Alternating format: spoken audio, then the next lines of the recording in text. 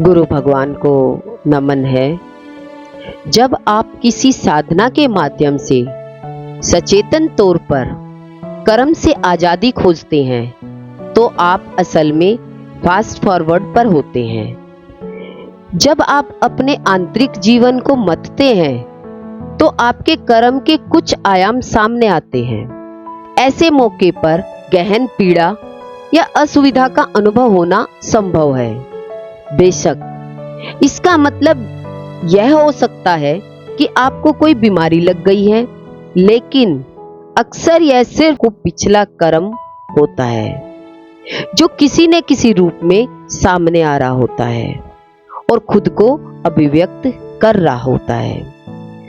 आध्यात्मिक प्रक्रिया का पूरा मकसद अपने प्रारब्ध कर्म के अलावा जितने अधिक संभव हो सके उतने अधिक कर्म को लेकर खत्म कर देना है। इसका मतलब है कि आप उन्हीं चक्रों को बार बार नहीं दोहराते रहना चाहते हैं। अगर आप एक सक्रिय आध्यात्मिक प्रक्रिया में हैं, तो हो सकता है कि आप हर चीज को जबरदस्त गति से बढ़ते हुए पाएं। जो शारीरिक परेशानियां आपको हर 6 महीने में घेरती थी, वे अब हर 6 घंटे में आ रही है। यह केवल इसलिए है क्योंकि आपने अपने कर्म को अति शीघ्र निपटाने का चुनाव किया है। आप एक साफ सुथरा जीवन जीने का चुनाव नहीं कर रहे हैं, जो आध्यात्मिकता को केवल शांति मानता है। अगर आपके कर्म धीरे धीरे सामने आते हैं तो ये शायद एक लंबे समय तक छोटी छोटी पीड़ा पैदा करेंगे, लेकिन कर्म के तेजी से आगे बढ़ने का मतलब अक्सर यह होता है कि आपको क्षण भर में तेज पीड़ा का अनुभव हो सकता है।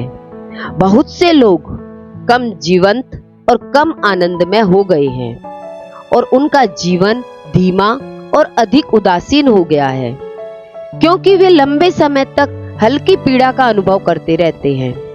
एक आध्यात्मिक यात्रा इस प्रक्रिया को बस तेज कर देती है, तो जो चीज 3 महीने या 1 साल में होती वह कुछ ही मिनटों में हो जाती है।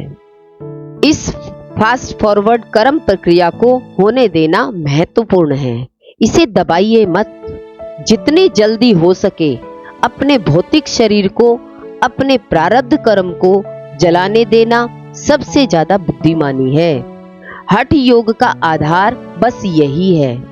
आप पीड़ा को उसी तरह संभालना सीखते हैं जैसे आप सुख को संभालते हैं। अगर आप यह सीख लेते हैं तो आप अपने अंदर समभाव पा लेते हैं, जो आपको कर्म की प्रक्रिया की उथल पुथल से परे ले जाएगा। क्रिया का अभ्यास अक्सर कर्म प्रक्रिया में दखल दिए बिना उसे तेज कर देता है।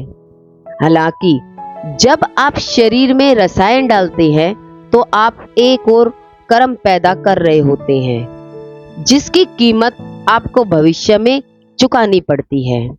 ध्यान में लोग आनंद की गहराई का अनुभव करेंगे, लेकिन ध्यान उन्हें पीड़ा के गहरे स्तर के लिए भी खोल देता है।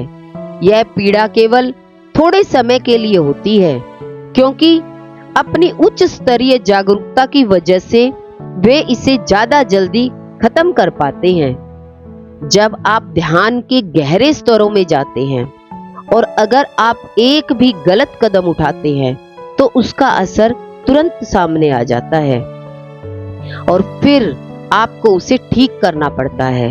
लेकिन जो व्यक्ति थोड़ी अनभिज्ञता में जीता है, उसके लिए यह प्रक्रिया धीमी लेकिन बहुत गहरी हो सकती है।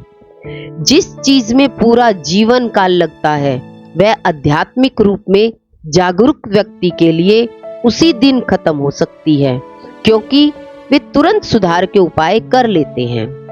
अगर आप ध्यान में होते हुए भी नकारात्मकता रखते हैं तो आपके नकारात्मक कर्म 1000 गुना ज्यादा शक्तिशाली हो जाते हैं, क्योंकि आप बहुत ज्यादा संवेदनशील और ग्रहणशील हो गए हैं।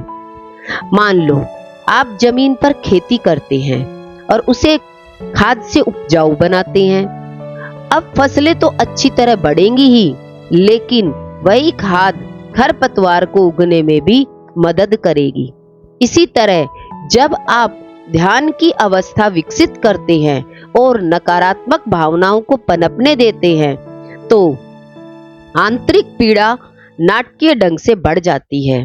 जब आप ऐसी अवस्था में होते हैं तो खरपतवार निकालने को लेकर अतिरिक्त सावधानी बरतना महत्वपूर्ण है, वरना आपके पास खरपतवार का जंगल बचेगा और कोई फसल नहीं होगी। आध्यात्मिक मार्ग पर चलने वाले लोग दैनिक साधना बस यह सुनिश्चित करने के लिए करते हैं कि कर्म का प्रवाह न रुके।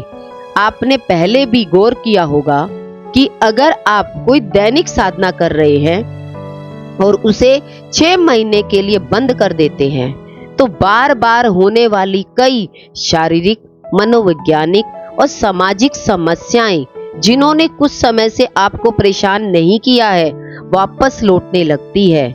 कर्म का चक्र इसी तरह कार्य करता है। हो सकता है कि आपने मान लिया हो कि आप रूपांतरित हो गए हैं, लेकिन अचानक आप पाएंगे कि हर तरह के बाध्यकारी बर्ताव और तेजी से लौट रहे हैं।